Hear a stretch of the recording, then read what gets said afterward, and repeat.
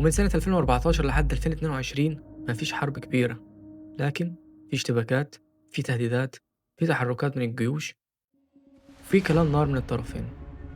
روسيا بتجهز وأوكرانيا بتطلب الدعم، والعالم بيتفرج مستني الانفجار. وهنا روسيا قررت الهجوم الشامل، صواريخ، دبابات، وطيران.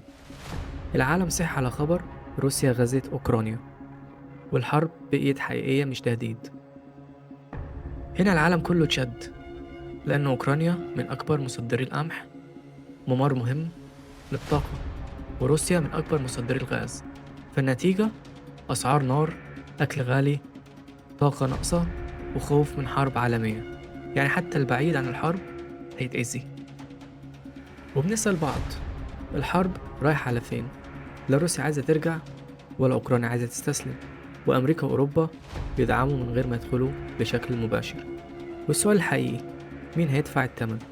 طبعا الإجابة المدنيين والناس الغلابة. الحرب دي مش قصة جيشين، دي قصة خوف ونفوذ، قرارات سياسية دفعت ثمنها شعوب كاملة.